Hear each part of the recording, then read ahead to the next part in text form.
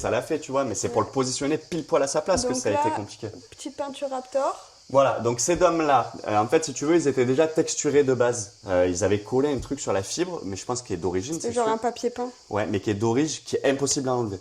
Impossible. En aérogommage, on aurait attaqué la fibre, ça aurait été compliqué. Ouais. Donc du coup, on a décidé finalement, c'est Nico le carrossier qui a eu l'idée finalement. Moi, j'étais pas chaud au début, mais c'est finalement une très bonne idée, ça rend bien, de les passer en Raptor. Donc, tu vois, on a un grain très léger.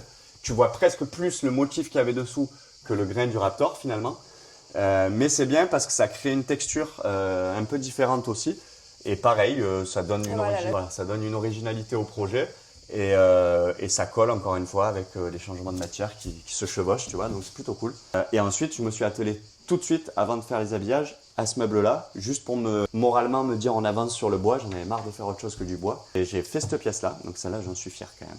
En fait, je sais pas si tu te souviens, c'est la même pièce qu'il y avait à l'origine, sauf qu'elle était complètement morte, elle était cuite en morceaux. Donc en fait, on a décidé d'utiliser le bois qu'on allait utiliser dans toute la stream, c'est-à-dire toujours de l'Epic Ply, en frêne olivier de 16 mm. Et en fait, j'ai utilisé ce que j'ai pu en gabarit de ce qui est resté de l'ancienne pièce. Et je suis venu recréer à 100% la pièce d'origine en gardant les poignées, les petites poignées laiton un peu patinées d'origine, en gardant les grilles de haut-parleurs d'origine. Évidemment, on a remis les haut-parleurs derrière. On a fait les champs partout. On a bien bossé sur cette pièce. Je suis vraiment content. Elle est magnifique. Il me reste encore un peu des joints à faire autour. On a notre petit meuble scandinave qui a une gueule de fou, qui ressort ultra bien sur le blanc. Et j'en suis fier parce que c'est bien fait, quoi. Et donc du coup, là, on se retrouve avec nos coulissants. Et à l'intérieur, on a recréé un fond en stratifié blanc pour que ce soit facilement lestivable. Ah, t'as même mis du frêne olivier dans les... J'ai mis du frêne olivier à l'intérieur des deux côtés. Wow. Pour venir fermer. Et en fait, derrière, on a tout le câblage des haut-parleurs, le petit ampli, et ainsi de suite. Et là, tu vois, tu auras une prise ici. Ouais, c'est en télécommande, ça fonctionne en Bluetooth. Là, tu auras une prise. Et là, on va venir y brancher le système son, en fait, qui est en 230 volts. D'accord. Voilà, tout simplement. Okay. Et après, ces systèmes son qui sont là. Elles sont planquées là derrière.